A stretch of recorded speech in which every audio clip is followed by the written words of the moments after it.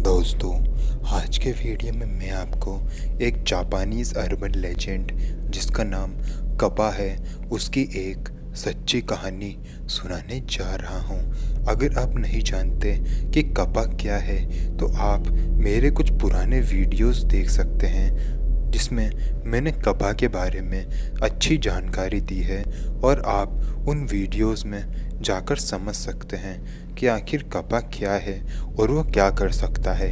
इस वीडियो में मैं आपको कपा की एक सच्ची घटना सुनाने जा रहा हूँ जो कि सिमी नाम के एक लड़की के साथ में घटी थी जो कि जापान में ही रहा करती थी और वहीं पर उसके साथ एक झील के पास में ये घटना घटी थी। ये घटना बेहद ही पुरानी है, इसकी डेट मुझे नहीं पता इसलिए मैं इसकी डेट आपको नहीं बता पाऊँगा, लेकिन सिमी जी के द्वारा ये घटना रेडिट पर पोस्ट की गई थी और ये घटना एकदम रियल है, ऐसा सिमी जी कहती हैं। अब क्या सच है और क्या झूठ वो तो मैं नहीं जानता, लेकिन मैं इतना ज़रूर जानता हूँ कि अगर आपके साथ कोई सच्ची घटना घटी हो तो वो आप मुझे मेरे इंस्टाग्राम पर भेज सकते हैं जिसका लिंक मैंने आपको दे दिया है नीचे डिस्क्रिप्शन बॉक्स में। और अब आगे की कहानी मैं आपको सिमी जी के पॉइंट ऑफ व्यू से ही सुनाऊंगा। मेरा नाम सिमी है। ये घटना मेरे साथ बहुत सालों पहले घटी थी। ये घटना मेरे साथ कब घटी थी मुझे वो तो याद नहीं है, लेकिन इस घटना में मेरा सामना कपा से हो गया था। उस दिन जिस दिन मेरे साथ ये घटना घटी मेरी किस्मत बहुत ही ज़्यादा अच्छी थी जो मैं बच गई, वरना आज ये घटना आपको बताने के लिए मैं ज़िंदा ना रहती। हमारे इलाके में कपा को लेकर बहुत सी अफवाहें रोज़ उड़ती थी। रोज़ कोई ना कोई सामने आता था और कहता था कि उसने कपा को देखा है। मैं कपा के बारे में सब कुछ पहले से ही जानती थी कि वो किस तरीके का दिखता है, क्या कर सकता है और उसके पास क्या क्या पावर्स है और वो कहाँ पाया जाता है। मैं ये सब जानती थी। वो ज़्यादातर पानी में ही रहता था और अपने शिकार को पानी में ले जाकर डुबो कर मारता था। ऐसी कुछ बातें मैं जानती थी और रोज़ कोई ना कोई आके यह कहता था कि उसने कपा को देखा है। कुछ लोग तो ऐसा भी दावा करते थे कि उन्होंने एक साथ 2 कपाओं को देखा है। खैर, अब इसमें से कौन सा सच बात थी और कौन सा झूठ बात थी मैं नहीं जानती थी, लेकिन हाँ, मैं कपा पर यकीन ज़रूर रखती थी क्योंकि हमारा पूरा इलाका झूठ तो बोलेगा नहीं। अगर वो कपा को लेकर सच बोल रहे हैं तो सच ही बोल रहे होंगे ना, झूठ क्यों बोलेंगे। तो एक नॉर्मल सी रात थी। हमारे इलाके में एक झील थी जिसके आसपास कपा को सबसे ज़्यादा देखा जाता था, लेकिन जिस वक्त मैं उस झील के पास से गुज़र रही थी मैं भूल चुकी थी कि उस झील के पास में कपा को देखा जाता है। मैं अपने ही धुन में गाना गुनगुनाते हुए अपनी साइकिल से चले जा रही थी। मैं एकदम झील से टच होकर गुज़र रही थी। अब आप समझ सकते हैं कि मैं कितनी बड़ी बेवकूफ़ थी जो कि अपने मौत को खुद ही बुलावा दे रही थी। मुझे याद ही नहीं था कि इस झील के आसपास कपा को देखा जाता है। मैं अपनी साइकिल लेकर आगे जा रही थी। मैं थोड़ा ही आगे गई होंगी तभी मुझे ऐसी आवाज़ आई कि कोई पानी के अंदर कूदा हो। मैंने जब पीछे पलट के देखा तो मैंने देखा कि पानी के अंदर कुछ हलचल हो रही है। पानी लहरा रहा था जिसको देखकर ये तो पता चल रहा था कि पानी के अंदर सचमुच कोई कूदा है, लेकिन मुझे कोई भी नज़र नहीं आ रहा था। इसलिए मैंने इस बात को इग्नोर किया और अपनी साइकिल चलाते हुए आगे निकल गई।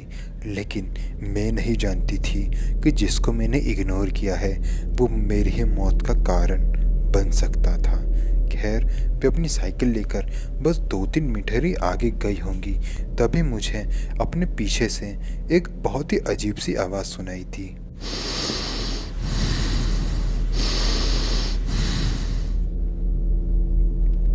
जब मैंने पीछे पलट के देखा तो मैंने देखा कि एक पेड़ के पास करीबन 3 फुट का कोई बच्चा खड़ा हुआ था जो कि पेड़ के पीछे से छुप के मुझे ही देख रहा था। उस बच्चे को देखकर मुझे अचानक से कपा याद आ गया। मैंने कपा के बारे में जैसे ही सोचा, मैं बहुत ज़्यादा डर गई।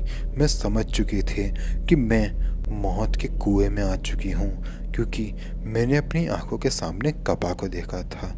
जिस तरीके का डिस्क्रिप्शन हमारे इलाके वाले देते थे, ये बच्चा जो पेड़ के पीछे छुपकर मुझे देख रहा था, वो उसी तरीके की वाइब्स मुझे दे रहा था और वो डायरेक्ट मुझे ही देख रहा था।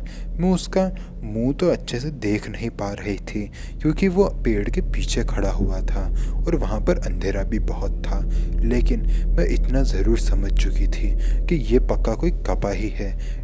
लेकिन कहीं कहीं पर मुझे ऐसा भी लग रहा था कि हो सकता है कि जिसको मैं देख रही हूँ वो कोई कपा नहीं, बल्कि सचमुच का कोई बच्चा हो जो कि भटकते हुए यहाँ आ गया हो। मेरे दिमाग में ये थॉट भी चल रहा था। मुझे समझ में नहीं आ रहा था कि आखिर मैं क्या करूं, यहाँ से निकल जाऊं या फिर उस बच्चे की मदद करूं। मैंने उस बच्चे की तरफ एक आवाज़ दी और उसको बुलाने की कोशिश भी करी, लेकिन उस बच्चे का कोई रिएक्शन नहीं था। वो पेड़ के पीछे छुपे छुपे ही मुझे देख रहा था। मैंने उसको 3-4 बार आवाज़ दी, लेकिन उसका कोई रिस्पॉन्स नहीं आया। मैंने सोचा कि यहाँ से निकल जाना ही बेहतर रहेगा। मैं जैसे ही पीछे मुड़ी तो एक बार फिर से मुझे आवाज़ आई और मैं पीछे पलटी। मैंने जब पीछे पलट के देखा तो मैंने देखा वो बच्चा जो पहले पेड़ के पीछे खड़ा हुआ था, अब वो वहाँ नहीं है। वो वहाँ से गायब हो चुका था और झील का जो पानी था वो भी अब और ज़्यादा फ्लोट कर रहा था, जिसको देखकर इतना तो पता चल गया कि वो जो भी चीज़ थी वो पानी के अंदर कूद गई है। और ये भी कंफर्म हो गया कि वो कोई बच्चा नहीं होगा, वो पक्का कपा ही होगा, इसलिए वो पानी में कूद गया। मैं बहुत ज़्यादा डर चुकी थी। मैंने उसी वक्त अपनी साइकिल उठाई और बहुत तेज़ी से वहाँ से निकलने की कोशिश करी। फिर मुझे बहुत ज़ोर से एक चीख सुनाई दी,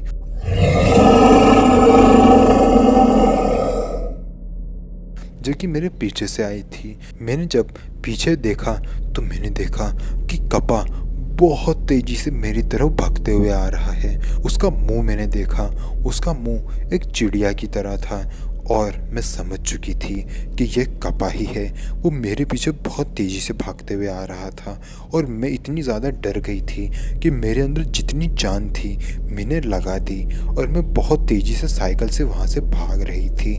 कपा मेरे पीछे था और मैं डरते हुए, चिल्लाते हुए और अपनी मौत को अपनी आंखों के सामने देखते हुए भाग रही थी।